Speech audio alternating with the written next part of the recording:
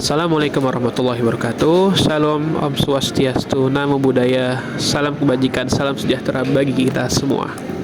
Indonesia merupakan negara yang struktur ekonominya sangat bergantung pada sumber daya alam, diantaranya perikanan, pertambangan, dan perkebunan kelapa sawit. Ketergantungan ini menjadikan sektor berbasis ekstraksi sebagai pilar utama pertumbuhan ekonomi nasional. Namun, kebijakan untuk meningkatkan sektor ekonomi berbasis sumber daya alam ini seringkali tidak diikuti dengan kebijakan yang setara dalam menyembuhkan dan melindungi ekosistem. Akibatnya, alam yang seharusnya menjadi harta karun bagi bangsa kita justru berubah menjadi pedang bermata dua. Di satu sisi, menjadi faktor pertumbuhan ekonomi nasional, namun di sisi lain justru memicu degradasi lingkungan yang mengakibatkan kerugian sosial dan pengeluaran anggaran negara yang cukup signifikan. Isu ini kembali mengemuka setelah terjadinya peristiwa yang menimpa saudara-saudara kita di Sumatera.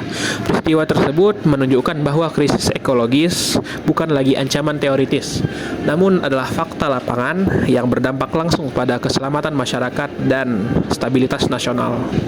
Yang kami maksud dengan penekanan berlebihan pada pertumbuhan ekonomi adalah kondisi ketika kebijakan publik lebih diarahkan untuk memastikan ekspansi produksi dan ekonomi berjalan lancar, sementara pemulihan dan perlindungan ekosistem tidak ditempatkan dalam skala prioritas utama.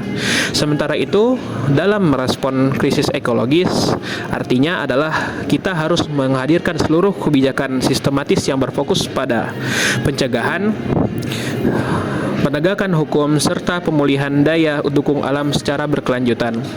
Artinya apa dewan juri yang terhormat? Artinya, sebagai negara hukum, Indonesia melalui Undang-Undang Dasar 1945 menjamin hak atas lingkungan hidup yang baik dan sehat. Selain itu, disebutkan pula pada pasal ayat 33 ayat 3 bahwa kekayaan alam harus dipergunakan semata-mata demi kemakmuran rakyat. Kemakmuran yang di sini dimaksudkan di sini adalah tidak hanya sebagai pertumbuhan ekonomi jangka pendek, namun juga keberlanjutan ekologis yang memastikan kesejahteraan generasi mendatang. Namun dalam praktik kebijakan, kami melihat adanya kecenderungan bahwa negara lebih menitik beratkan pada sejauh mana kerusakan ekologis tidak mengganggu stabilitas ekonomi dibandingkan fokus pada akar utamanya, yaitu pemulihan ekosistem sebagai prioritas utama pembangunan.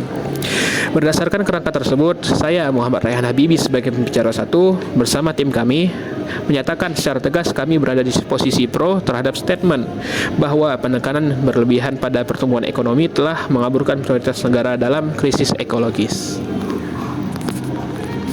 Assalamualaikum warahmatullahi wabarakatuh. Shalom, Om Swastiastu, Namo Buddhaya, salam kebajikan dan salam sejahtera bagi kita semua. Selamat pagi Dewan Juri yang arif dan bijaksana, serta kolega tim kontra yang kami hormati. Sebelumnya, izinkan saya memperkenalkan diri. Saya Nabila Putri Laskawada sebagai pembicara kedua yang akan melanjutkan argumen dari pembicara satu dari tim pro.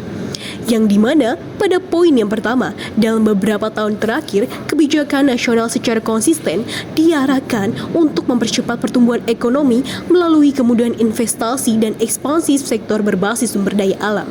Regulasi seperti Undang-Undang Cipta Kerja menjadi contoh bagaimana penyederhanaan perizinan dilakukan untuk mendorong iklim usaha. Kami tidak menolak pertumbuhan ekonomi, namun ketika percepatan tersebut tidak dibarengi dengan penguasaan lingkungan yang setara, maka perlindungan ekologis ini akan menjadi variabel yang fleksibel, bukan fondasi utama pembangunan. Poin yang kedua yaitu secara empiris, Indonesia telah kehilangan lebih dari 9 juta hektar tutupan hutan primer sejak awal tahun 2000 pada Global Forest Watch. Selain itu, sektor berbasis lahan dan energi masih menyumbang lebih dari separuh total emisi gas rumah kaca nasional. Artinya apa, Dewan Juri yang terhormat? Artinya, model pertumbuhan yang kita dorong masih bertumpu pada aktivitas yang secara langsung meningkatkan tekanan terhadap suatu ekosistem itu sendiri.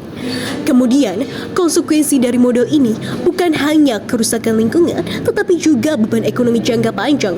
Berdasarkan data BNPB, menuju menunjukkan ribuan kejadian berencana terjadi setiap tahun dengan kerugian mencapai triliunan rupiah.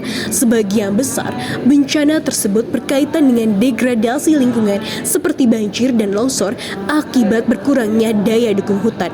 Dewan juri yang terhormat, ketika suatu ekspansi ekonomi berbasis lahan menyebabkan deforestasi meningkatkan risiko bencana, dan bencana justru menimbulkan kerugian ekonomi triliunan rupiah setiap tahunnya. Maka kita sedang menyaksikan siklus yang paradoksal. Maka inilah paradoks yang dimaksud dari yang disebutkan oleh rekan saya dari pembicara pertama menjadi suatu hal yang nyata. Alam sebagai motor pertumbuhan sekaligus menjadi sumber kerugian berulang akibat pengelolaan yang tidak berkelanjutan. Jika pola ini terus dipertahankan, maka yang keliru bukan sekedar teknis kebijakan, tetapi melainkan cara negara menentukan prioritas pembangunan. Lalu pada poin yang terakhir, yang dimana Indonesia telah memverifikasi Paris Agreement dan berkomitmen menurunkan emisi. Namun, ketika ekspansif ekonomi berbasis lahan itu sendiri tetap menjadi prioritas utama, maka disitulah muncul ketidaksinkronan antara komitmen normatif dan praktik kebijakan. Kami mengantisipasi argumen bahwa pertumbuhan ekonomi diperlukan untuk membiayai transisi hijau. Namun, pertumbuhan yang bersifat eksploitatif justru memperbesar biaya pemulihan di masa depan, yang sebagaimana pembangunan tidak dapat disebut berkelanjutan apabila ia mengerus fondasi ekologis yang menopangnya. Dengan demikian, ketika lebih dari separuh bencana nasional berkaitan dengan degradasi lingkungan, namun indikator keberhasilan pembangunan akan tetap diukur dari angka pertumbuhan semata, maka yang sedang kita hadapi bukan sekedar kebijakan yang keliru, tetapi kekeliruan dalam menentukan apa yang disebut prioritas negara. Assalamualaikum warahmatullahi wabarakatuh. Salam sejahtera, shalom, Om Swastiastu, Namo Buddhaya, salam kebajikan. Selamat pagi Dewan Juri yang terhormat. Nama saya Muhammad Sultan Rizky. Sebagai pembicara ketiga, di sini akan memberikan kesimpulan dari seluruh argumentasi tim kami. Dewan Juri yang terhormat, argumentasi kami hari ini bukan tentang apakah kita butuh ekonomi atau tidak, melainkan tentang hierarki prioritas. Jika kita beranggapan bahwa ekonomi berperan sebagai modal untuk memperbaiki lingkungan, namun realitanya pertumbuhan yang kita kejar saat ini tuh ekstraktif dan destruktif. Sektor-sektor seperti tambang dan sawit saat ini tuh seperti pedang bermata dua. Jika begini, kira-kira apa guna dari modal yang didapat dari sektor tersebut jika sektor tersebut justru merusak fondasi alam yang menopangnya? Seperti yang dikatakan pembicara saya sebelumnya, pertumbuhan ini tuh bukan modal transisi, melainkan beban pemulihan yang jauh lebih mahal di masa depan. Selanjutnya, Indonesia sejauh ini telah kehilangan 9 juta hektar hutan sejak awal tahun 2000. Dan dampaknya ini bukan sekedar angka lagi, tapi sudah menciptakan bencana yang menciptakan kerugian triliunan rupiah. Seperti di bencana Sumatera contohnya, kita bisa lihat bahwa krisis ekologis bukan sekedar teori, tapi hal nyata yang menguras anggaran negara untuk menambal kerusakan yang diciptakan oleh negara sendiri. Namun, tidak ada perdebatan tanpa ada solusi. Maka dari itu, di sini kami akan memberikan solusi yang lebih solutif. Kita butuh transisi model ekonomi. Kita harus bergeser dari ekonomi ekstraktif yang merusak alam seperti sekarang ke model pembangunan yang menempatkan daya dukung lingkungan sebagai syarat mutlak, bukan sebagai variabel tambahan yang bisa diubah-ubah atau dinegosiasi. Terus juga, pemerintah juga harus melakukan internalisasi biaya lingkungan. Artinya setiap proyek investasi tidak boleh hanya dipikirkan keuntungan pajak aja, tapi juga potensi kerugian bencana yang ditimbulkannya.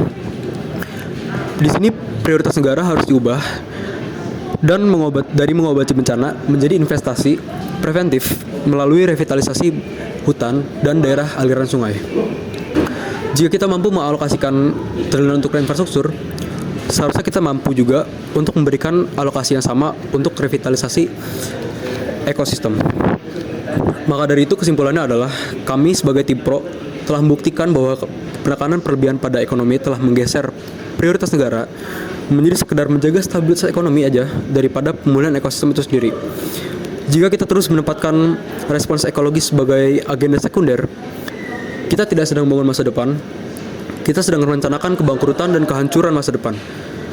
Kita tidak bisa tumbuh di atas tanah yang longsor, dan kita tidak bisa berdagang di kota yang tenggelam.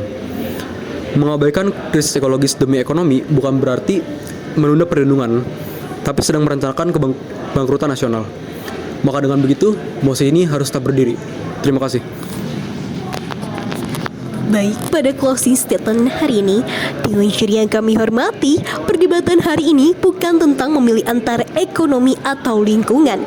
Perdebatan ini tentang apa yang ditempatkan sebagai prioritas utama negara. Tim kami telah menunjukkan bahwa ketika pertumbuhan ekonomi berbasis ekstraksi terus didorong, sementara deforestasi terus meningkat, bencana terjadi berulang, dan kerugian triliunan rupiah harus ditanggung setiap tahunnya. Maka yang terjadi bukan sekedar risiko pembangunan, melainkan kegagalan dalam menentukan arah prioritas itu sendiri. Negara tidak bisa terus mengejar angka pertumbuhan lalu membayar dampaknya melalui anggaran pengulangan bencana. Negara tidak bisa menyebut dirinya berkelanjutan ketika fondasi ekologisnya terus tergerus. Jika model ini dipertahankan, maka yang kita wariskan bukan kemakmuran, tetapi biaya pemulihan yang semakin mahal bagi generasi berikutnya. Dewan Juri yang terhormat, pertumbuhan tanpa keberlanjutan bukanlah kemajuan, melainkan percepatan menuju krisis. Oleh karena itu, kami tegaskan kembali bahwa penekanan berlebihan pada pertumbuhan ekonomi memang telah mengaburkan prioritas negara dalam merespon krisis ekologis. Anda tidak dapat membangun di atas tanah yang terus longsor dan bangsa tidak dapat tumbuh di atas ekosistem yang runtuh, maka mosi ini layak untuk ditegakkan. Wassalamualaikum warahmatullahi wabarakatuh.